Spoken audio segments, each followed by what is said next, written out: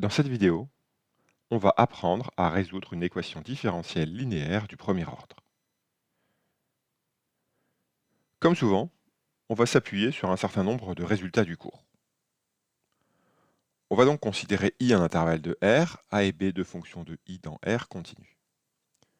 Ce qu'on souhaite résoudre, c'est une équation différentielle du type y' de x plus a de x y de x égale b de x. On va avoir besoin d'utiliser l'équation homogène associée. y' de x plus a de x y de x égale 0. L'équation homogène, c'est celle pour laquelle le second membre est égal à 0. Et voici les résultats qu'on va utiliser. On va commencer par utiliser le résultat sur la structure de l'ensemble des solutions. Si yp est une solution de E, qu'on va appeler solution particulière de E, eh bien les solutions de E sont les fonctions qui s'écrivent y égale yp plus z, où z décrit l'ensemble des solutions de H, de l'équation homogène. Ce que nous dit ce théorème, c'est que pour résoudre E complètement, il suffit de savoir faire deux choses. Résoudre H et savoir trouver une seule solution de E, une solution particulière. Pour résoudre H, ça va être facile parce qu'on a un résultat qui nous dit quelles sont les solutions de H. C'est le théorème suivant, soit grand A une primitive de la fonction petit a, les solutions de l'équation homogène, y' de x plus a de x y de x égale 0, eh bien, sont les fonctions qui s'écrivent x associe lambda exponentielle moins grand A de x, où lambda est une constante réelle. Donc, résoudre h, c'est automatique.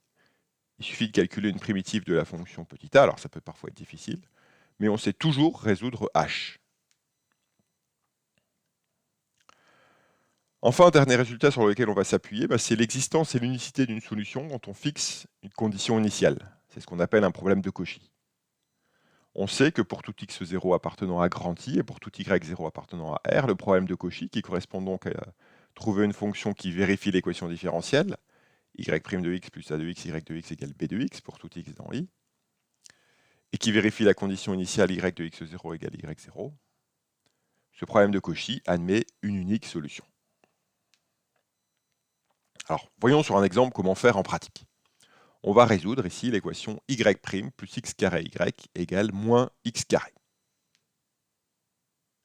Première étape, on résout l'équation homogène. L'équation homogène, c'est celle pour laquelle le second membre a été mis à 0. On va résoudre y' plus x carré y égale 0. Ici, la fonction a de x, c'est x carré. On cherche une primitive de a de x.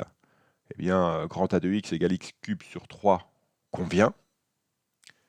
Et le théorème que j'ai rappelé précédemment nous dit que les solutions de h sont les fonctions qui à x associent lambda exponentielle moins x cube sur 3, où lambda est dans R. Alors là, ici, il faut faire attention quand on applique ce théorème à ne pas oublier le moins devant la primitive. Deuxième étape, on cherche une solution particulière de E. Alors c'est souvent l'étape la plus délicate. Il y a une méthode générale pour chercher une solution particulière d'une équation comme ça. C'est la méthode de variation de la constante. Je ne vais pas en parler tellement ici parce que ce n'est pas le but de cette vidéo. Il y a une vidéo de la chaîne qui est spécialement consacrée. Mais sinon, on peut aussi chercher une solution plus ou moins évidente, ou une solution un peu de la même forme que le second membre. Ici, il y a une solution évidente qui saute aux yeux. C'est la fonction y de x égale moins 1.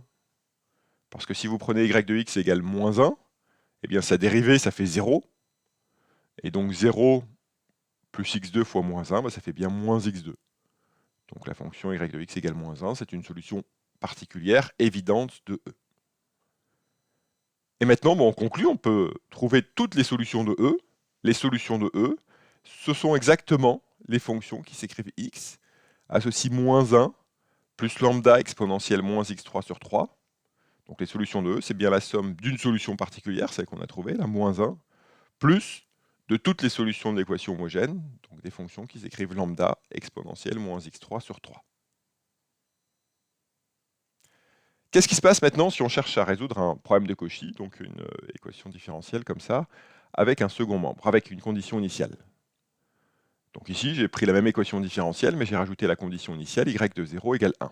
Je sais, par le théorème que j'ai rappelé tout à l'heure, qu'il y a une et une seule solution à cette équation. Ce que je dis, c'est que d'abord, puisque y est solution de l'équation différentielle, il existe un certain lambda dans R tel que y de x égale moins 1 plus lambda exponentielle moins x3 sur 3. Et ça, c'est pour tout x dans R. Mon équation différentielle est définie sur R tout entier. Et maintenant, je cherche à quelles conditions sur lambda y de 0 égale 1. Alors pour ça, je calcule y de 0, ça fait moins 1 plus lambda exponentielle moins 0.